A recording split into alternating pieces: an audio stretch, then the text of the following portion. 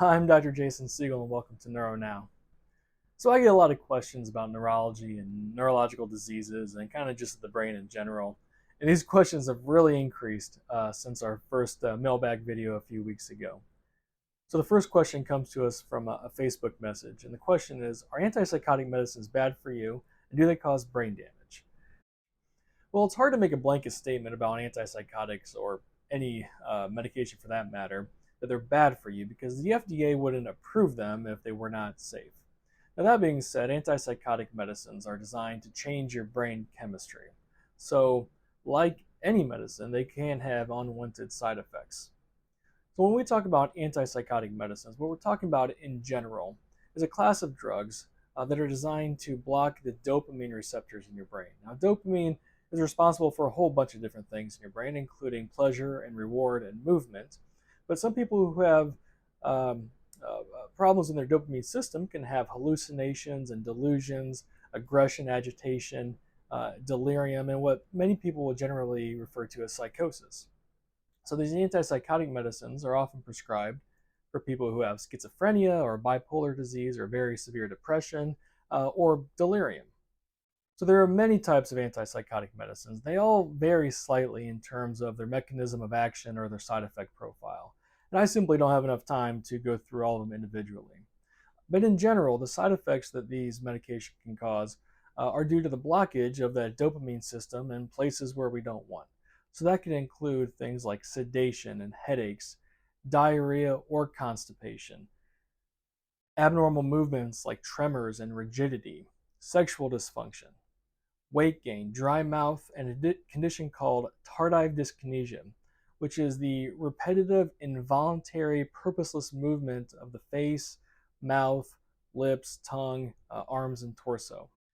It should also be noted that in 2005, the FDA did put what's called a black box warning on some antipsychotics that they should not be used in patients with dementia because of an increased risk of death. It's been reported more recently, though, that instead of giving these types of patients antipsychotic medicines, they're being given potentially more harmful medications like opioids. As far as the question, do antipsychotic medicines cause brain damage? Again, that's really hard to put in a flat, simple yes or no answer. The truth is, we don't know how an antipsychotic medicine for the long term is going to affect any individual patient. Long term use has been tied to things like brain shrinkage on brain imaging, as well as an increase in metabolic and cardiovascular risk. Though interestingly, people with schizophrenia who take antipsychotic medicines have an overall lower risk of death and a lower risk of cardiovascular incidents compared to schizophrenics who don't take antipsychotic medicines. The bottom line is that the decision to be on these types of medicines should be a shared decision between you and your physician after going over all of the appropriate risks and benefits. The second question was actually texted to me by a friend who said that my father died of a stroke in his 60s. Does that put me at an increased risk of stroke? The answer is yes. Having a family member who has had a stroke increases your risk of stroke by 30%. So when we look at stroke risk factors, we kind of divide them into two different groups. Non-modifiable, these are things about you that you cannot change, or modifiable, things or behaviors that you generally can change. So in terms of the non-modifiable risk factors, we talk about older age, low birth weight, having a family history of stroke, or being of African American or Latino Hispanic American ancestry. Modifiable risk factors include physical inactivity, dyslipidemia, diet and nutrition, hypertension, obesity, diabetes, and cigarette smoking. And you may have heard of these as general cardiovascular or heart health risk factors, and they apply to stroke as well. Some other risk factors that are a little bit more specific for stroke include atrial fibrillation, carotid artery disease, and sickle cell disease. There's also evidence that migraine, metabolic syndrome, alcohol consumption, drug abuse, sleep disorder breathing, and sleep apnea, and a variety of other genetic factors can also increase your risk of stroke.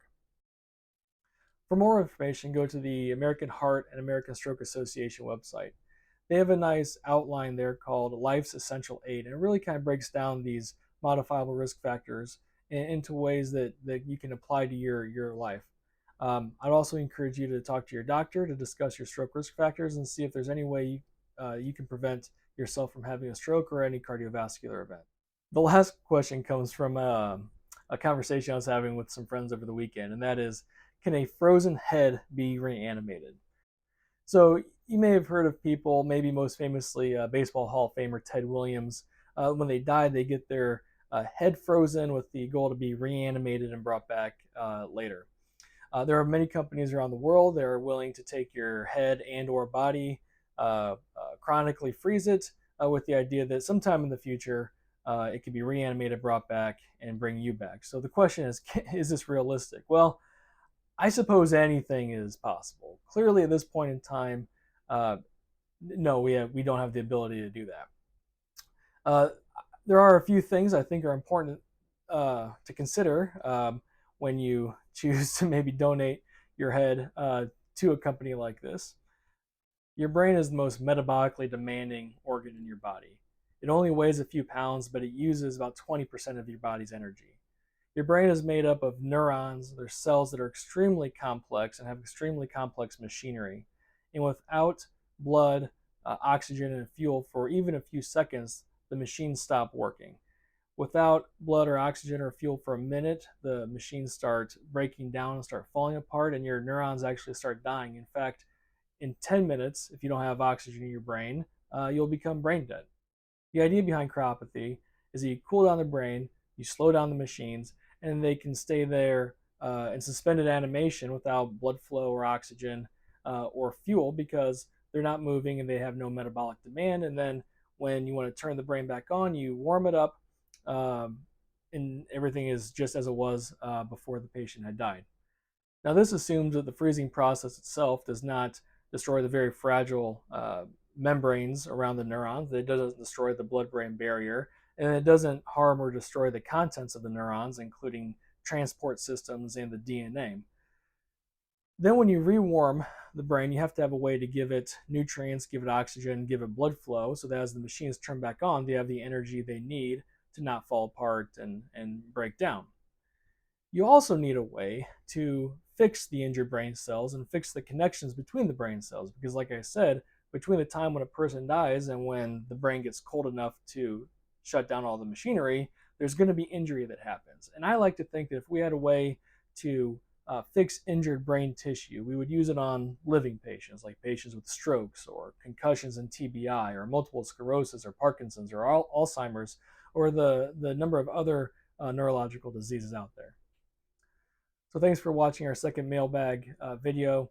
If you have any questions or comments about anything I talked about, please put them in the comments section below. If you have any questions for future mailbags, again, write them in the comments or email us at office@yourneuronow.com or reach out to us on any of our social media platforms. Please like and subscribe, and if you thought this was interesting, it might be interesting to other people, please share it. That's a great way for us to get this out into the wider community. I appreciate you watching, and I'll see you next time.